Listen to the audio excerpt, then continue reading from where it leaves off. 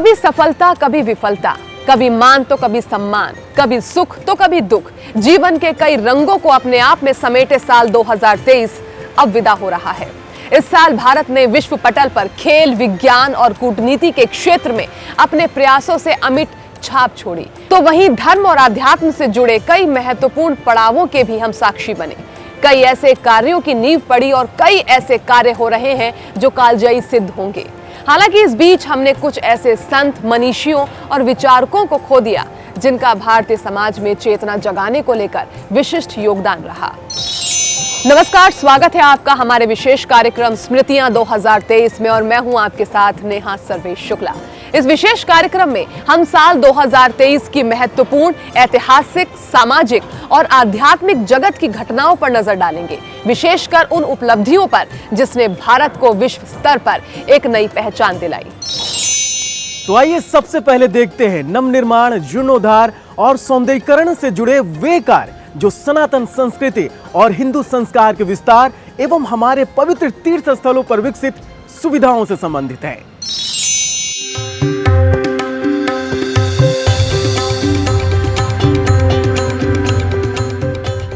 शिव की नगरी काशी से 12 किलोमीटर दूर उमराह में 18 दिसंबर को 7 मंजिला स्वरवेद महामंदिर का लोकार्पण प्रधानमंत्री नरेंद्र मोदी द्वारा किया गया। ये मंदिर एक तरह से अध्यात्म, इतिहास और संस्कृति का जीवंत उदाहरण है। यहाँ 20,000 लोग एक साथ ध्यान और योग कर सकते हैं। गुलाबी पत्थर से बने इस मंदिर की दीवारों पर 3137 श्लोकों को उकेरा गया है। भवन 125 पंखुड़ियों वाले कमल के गुंबद से सुसज्जित है। ये मंदिर महर्षि सदाफल देव जी की शिक्षाओं और उनके उपदेशों का प्रतीक है।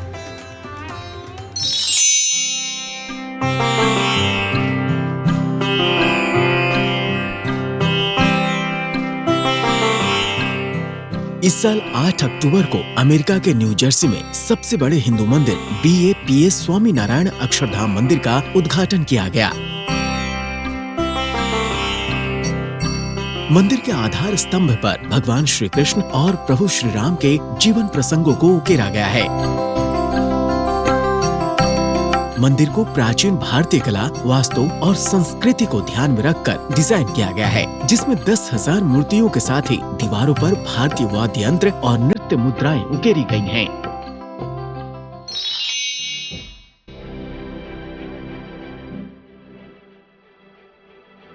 इसी वर्ष भारत को नया संसद भवन भी मिला, जिसका उद्घाटन 28 मई को प्रधानमंत्री नरेंद्र मोदी ने किया।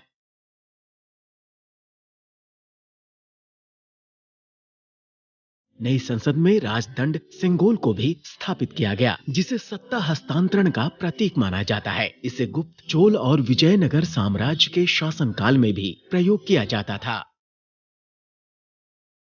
1947 में स्वतंत्रता मिलने के समय अंग्रेजों द्वारा जवाहरलाल नेहरू को दिए गए सिंगोल को ही नए संसद भवन में स्थापित किया गया है।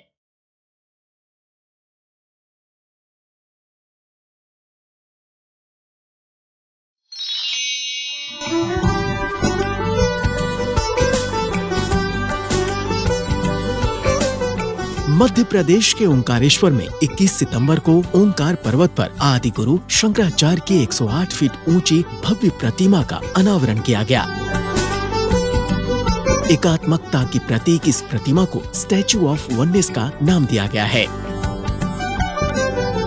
ओंकारेश्वर आदि गुरु शंकराचार्य की ज्ञान भूमि और गुरु भूमि रही है। यहीं उनको अपने गुरु गोविंद भगवत पाद मिले और यहीं 4 वर्ष रहकर उन्होंने शिक्षा दीक्षा प्राप्त की। भारत में तीर्थ स्थलों में सुविधाएं विकसित करने का क्रम लगातार जारी है। ये काम मंदिर समितियां और सरकार मिलकर कर रहे हैं ताकि तीर्थाटन को भी एक व्यवस्थित रूप दिया जा सके। इसी कड़ी में आइए जानते हैं कि इस साल और क्या क्या विशेष हुआ।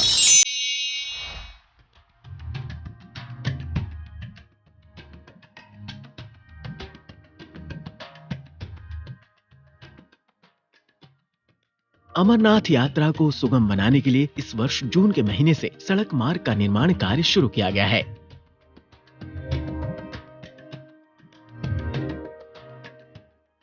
सीमा सड़क संगठन द्वारा मध्य कश्मीर के गांदरबल जिले में बालटाल बेस कैंप के जरिए 3888 मीटर की ऊंचाई पर स्थित डुमैल से अमरनाथ गुफा तक सड़क को चौड़ा किया जा रहा है। साल 2024 के आखिर तक इसके बन जाने की उम्मीद है। इस मार्ग के बन जाने से चंद घंटों में ही 3 दिन की अमरनाथ यात्रा पूरी होगी।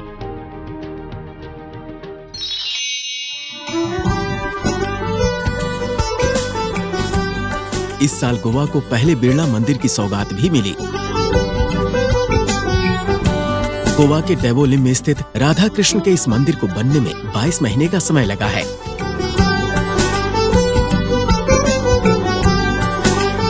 मंदिर का उद्घाटन शंकराचार्य अविमुक्तेश्वरानंद सरस्वती और सूबे के मुख्यमंत्री के द्वारा किया गया। ये मंदिर स्थापत्य, सौंदर्य और कला का अद्भुत नमूना है।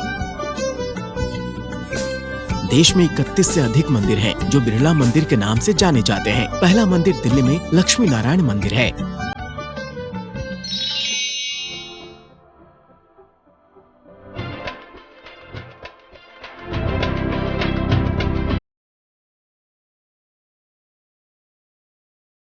इस बार माता वैष्णो देवी के भक्तों के लिए स्काई वॉक की सुविधा शुरू हुई, जिसका उद्घाटन राष्ट्रपति द्रौपदी मुर्मू ने 12 अक्टूबर को किया।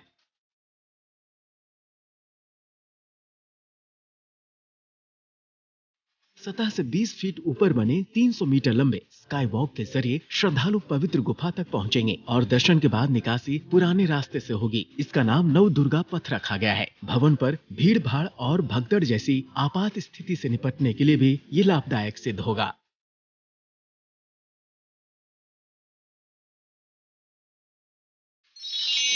इस तरह देश भर में तीर्थ स्थान एक नया और अलौकिक रूप पा रहे हैं। श्रद्धालुओं को मिलने लगी हैं दर्शन पूजन में बेहतर सुविधाएं।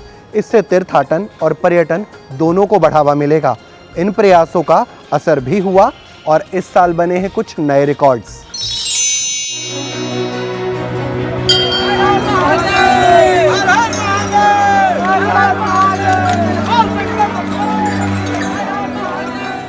साल 2023 में उत्तराखंड के 4 धाम यानी गंगोत्री, यमुनोत्री, केदारनाथ और बद्रीनाथ धाम में रिकॉर्ड संख्या में तीर्थयात्री पहुंचे।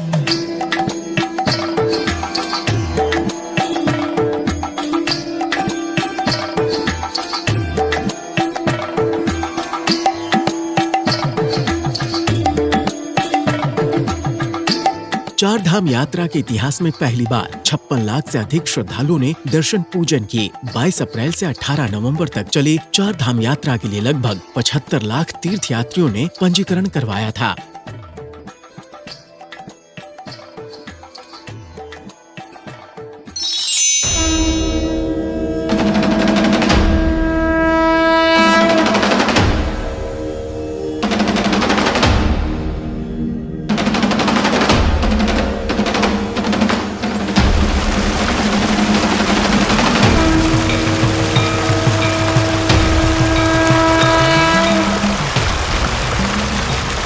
इस बार काशी की देव दीपावली पूरे विश्व में आकर्षण का केंद्र बनी।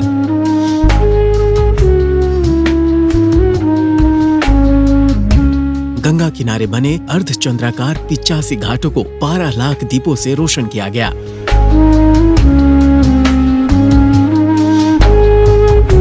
जिसमें गाय के गोबर से बने 1 लाख दीप शामिल थे। इस अनूठे आयोजन में 70 देशों के राजदूत भी शामिल हुए। मान्यता है कि इस दिन देवता काशी पधारते हैं।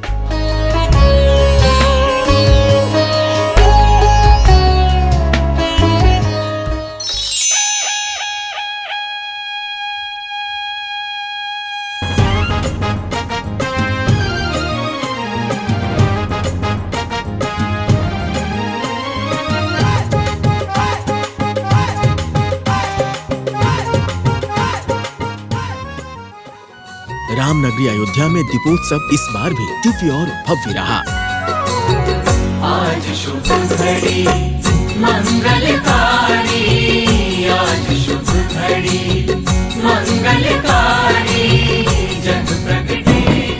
दीपावली से एक दिन पहले हुए आयोजन में राम की पैड़ी पर एक साथ 22,23,000 दीपों को प्रज्वलित करने से रामनगरी का नाम एक बार फिर Guinness book of world record में दर्ज हुआ।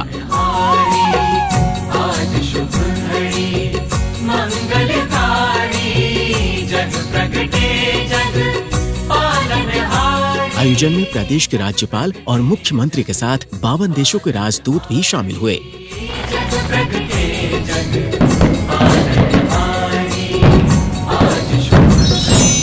आपने देखा कि किस तरह से आस्था के केंद्रों में नए रिकॉर्ड बने, आगे भी बनेंगे और पुराने टूटेंगे, क्योंकि रिकॉर्ड बनते ही हैं टूटने के लिए।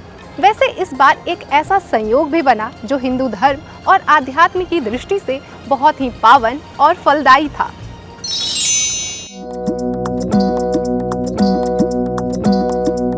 इस बार अरसे बाद सावन पर दुर्लभ संयोग बना। साल 2023 में अधिक मास या पुरुषोत्तम मास लगने के कारण सावन एक नहीं बल्कि 2 महीने तक चला।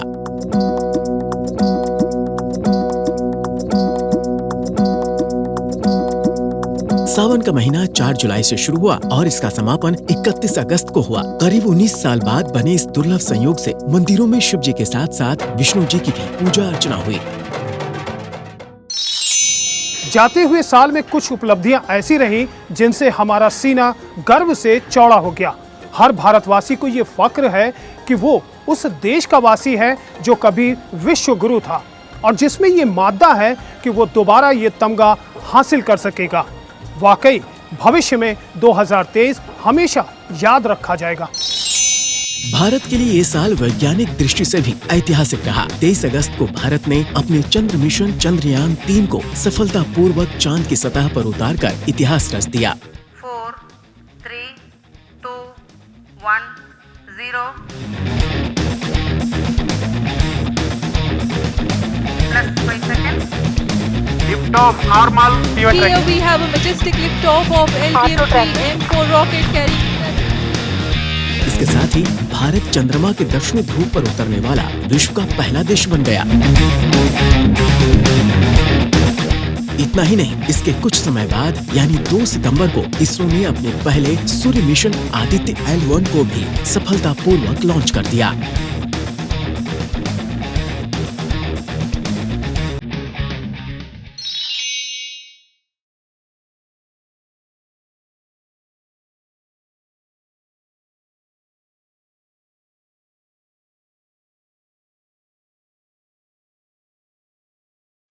इसी साल भारत ने पहली बार G20 शिखर सम्मेलन की सफलतापूर्वक मेजबानी भी की।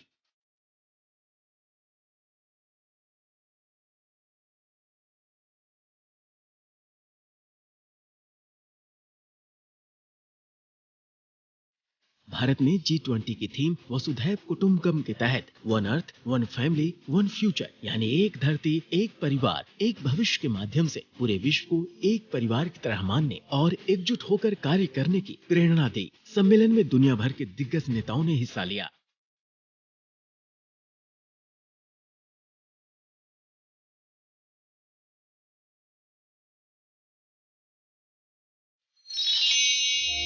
परम पूज्य आचार्य श्री बालकृष्ण जी ने पतंजलि और नेहरू पर्वतारोहण संस्थान की टीम के साथ गौमुख से ऊपर अति दुर्गम क्षेत्र में 3 शिखरों पर आरोहण कर एक और इतिहास रचा है।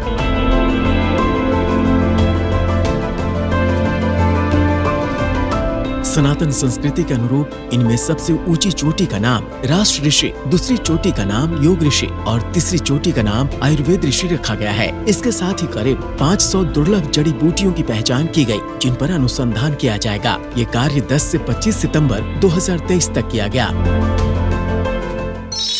परम पूज्य योग ऋषि स्वामी रामदेव जी ने 30 मार्च को अपने 29वें संन्यास दिवस पर नया इतिहास रचते हुए अष्टाध्यायी महाभाष्य व्याकरण, वेद, वेदांग, उपनिषद में दीक्षित 100 से भी ज्यादा विद्वान एवं विदुषी सन्यासियों को राष्ट्र को समर्पित किया। इस अवसर पर RSS प्रमुख मोहन भागवत ने कहा कि ये रामराज की स्थापना ऋषि परंपरा तथा भावी आध्यात्मिक भारत के स्वप्न को साकार करने जैसा है। इस वर्ष दुर्भाग्य से कई संत, महात्मा, मनीषी, सनातन विचारक हमें छोड़कर देवलोक को प्रस्थान कर गए। उन सबको हमारा प्रणाम। वे सशरीर हमारे बीच भले ही नहीं है, लेकिन उनके विचार सदा सर्वदा हमारा मार्गदर्शन करते रहे।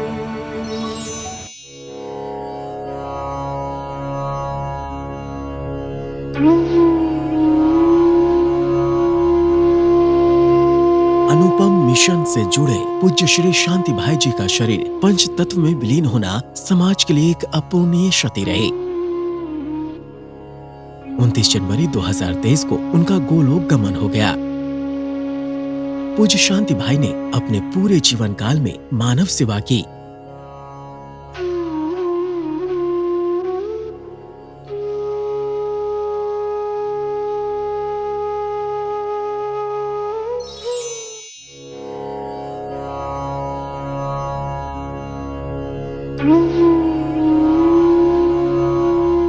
इसी वर्ष 30 सितंबर को पतंजलि योगपीठ परिवार के अभिभावक और एक महत्वपूर्ण स्तंभ रहे पूज्य बाबू भूपेंद्र सिंह मन्हास जी का निधन मुंबई में हो गया। सेवा, धर्म और मानवता को प्रामाणिकता के साथ जीने वाले मन्हास जी को पूरे पतंजलि परिवार ने भावभीनी श्रद्धांजलि अर्पित की।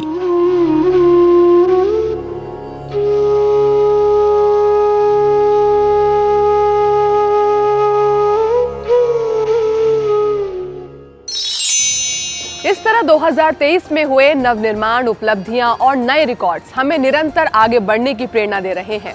अब हमारे सामने है नया नवेला साल 2024।